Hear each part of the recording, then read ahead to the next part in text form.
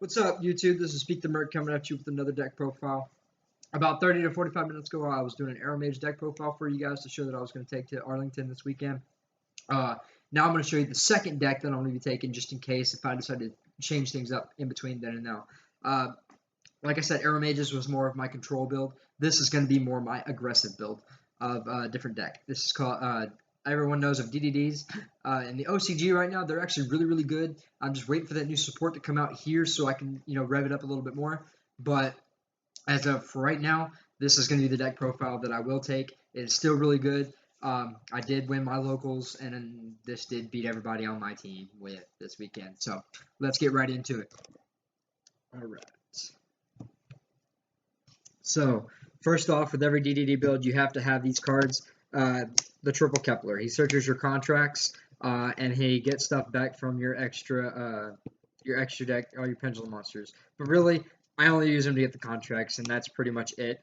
And normally I have a lot of stuff in here to make sure that he's not face up on the field when it's your turn.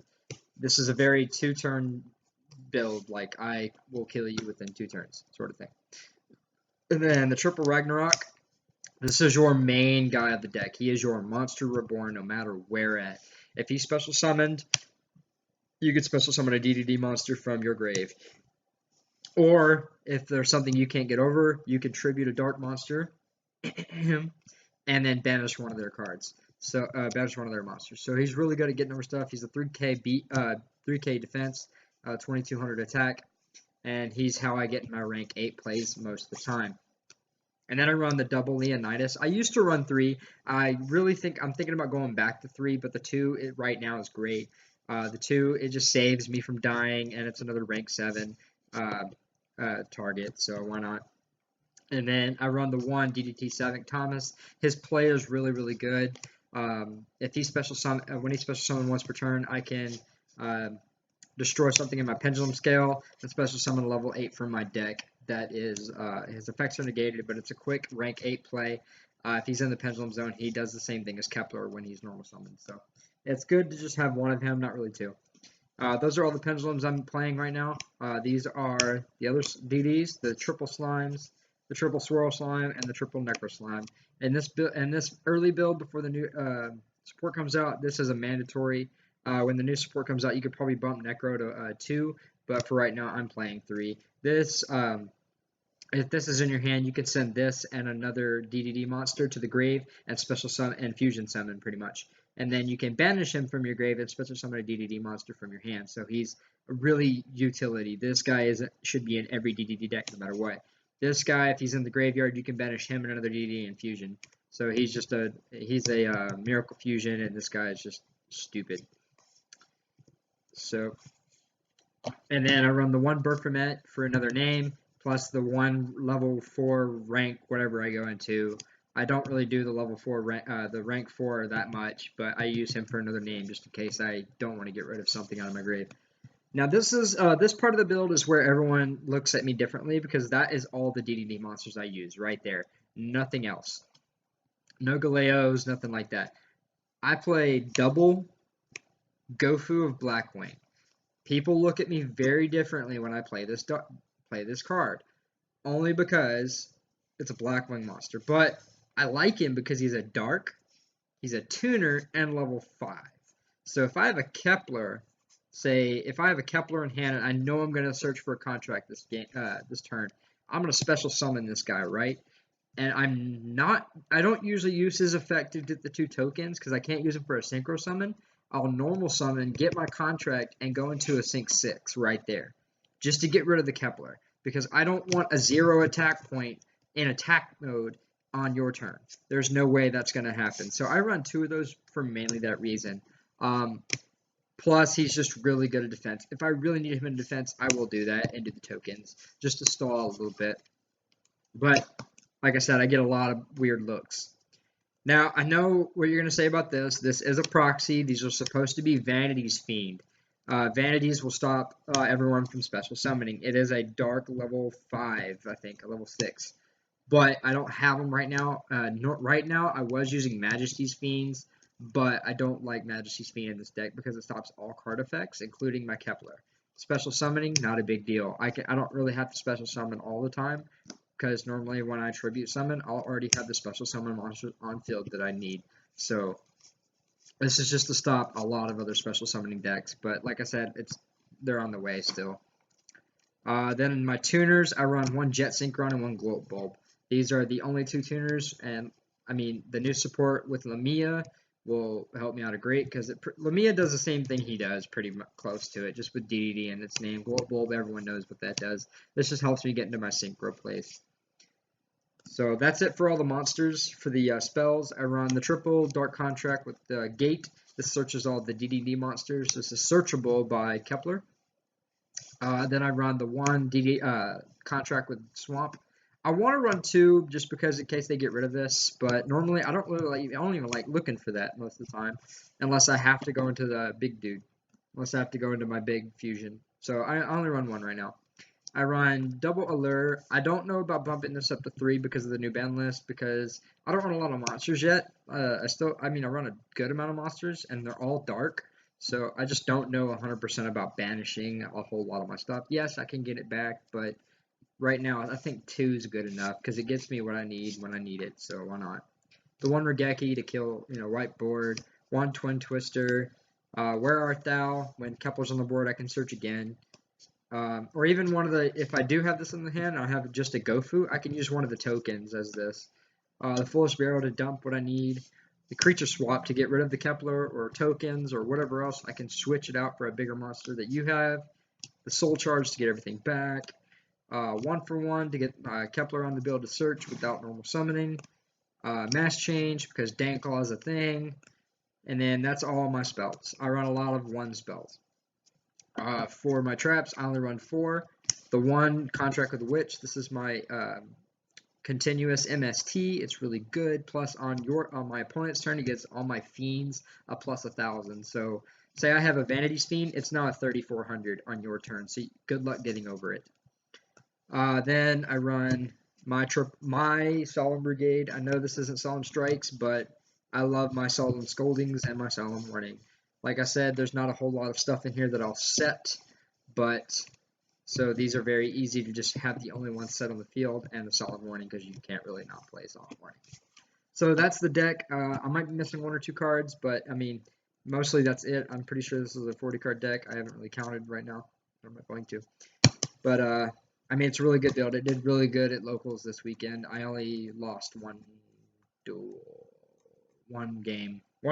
I won all matches, but only 1 game. And it was to Metal Foes. Yes, I beat Metal Foes, and I'll tell you why in a little bit. So, extra deck, obviously, if you run DDDs, you have to run the 3 D-Arcs, at least until the new support comes out, and then you can run 2. But right now, I run 3 because rank 7s are a thing, and this is too easy to get out. And then I run the 1 Big King Caesar DDD Wave Oblivion King Caesar Ragnarok. Way big name. I went against a Blue Eyes deck this weekend that used Chaos Max Dragon. He went Chaos Max Dragon first turn, but he had a Senju on the board that he searched the ritual spell for. So what I did is I made this guy, attacked into Senju, and he ate Blue Eyes Chaos Max Dragon because he doesn't target. So what his effect actually reads is when he attacks into a monster, he can take the opponent's other monster and eat him, and like a relinquished effect, he gains the attack. So this guy was at like a 7,200 attacking into a Senju, and I had another monster on the field, so it was game in like 3 turns. So he's really good at getting over really big stuff that can't be targeted. And then I run the Danclaw because he's Danclaw. Stop searching. For my Exceed monsters, I run the 1 DDD Wave King Caesar. I don't really like going into him. Like I said, that's that 1 Baphomet play that I really do not like going into. But the only thing really good about him is if I know my opponent's doing like rogue stuff, and he does like a Mirror Force or something like that, I can detach and get all those monsters back and do whatever else. But when he's killed, I can search a contract. So he's just another Kepler in my opinion. And he's a big, if I have a Kepler on the board and I have a Baphomet in hand, I'll normal summon the Baphomet, make the Kepler a 4, and then go on from there, just to get rid of the 0/0, so why not? For my 7s, I run a Big Eye and a Red Eyes Flare. Red Eyes Flare is really good, and Big Eye just steals games. For my 8s, I have the Hope Bringer and a DDD Wave King's Kaluga. Kaluga is a heavy storm, skill drain, whatever. This is a big reason why I win games right here. He's a 3500 beat. When he's summoned, nothing can be activated for the rest of the turn. Nothing, not from hand, not from trap, whatever. You better negate his summon, or I'm gonna probably OTK you that turn, because I'll already have everything out before I go into him. Also, if he detaches an Exceed monster, it's a heavy storm. If he can detach again, target a contract in my grave and put it back on the field face down. So he's really good. And then obviously Hopebringer stops spells and makes you attack into him. So he's a lock. For my synchros, I am missing one synchro monster out of everything in here. Right now I'm playing one quick formula synchron just to get another draw power in. Just to get rid of that Kepler. If I have a Kepler on board and a Glow Up Bulb or Jet Synchron somewhere, I'll usually try to go into him just to get that draw in and get my hand going. Now, this is another proxy. It's going to be Stardust Charge Warrior. He's a level 6. When he's summoned, I can draw a card, basically another one of these guys, except he's level 6. And he's a 2,000 beater that can attack all special summoned monsters. So he just helps me get over those like Burning Abyss and stuff. So if he has a bunch of Burning Abyss cards on the field and they can't, they're not killing each other or anything, I can just attack into all of them. So why not?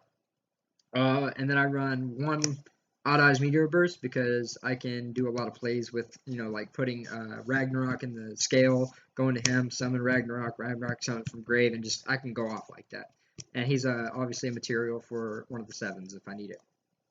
The Scarfiend, really good utility. I really never really go into him. This Omega is really the level 8 that I normally go into. I might actually make this 2 Omegas because of the fact that I banish a lot, so I want to get my stuff back from the banishment zone, and this guy really helps me do that. Plus, I banish him, and I can I can see what's in your hand by banishing one card from your hand for the turn. So it helps me in the go. So that's my extra deck. Like I said, I'm only missing one card. For my side deck, from the Arrow Mages, there's only a little difference.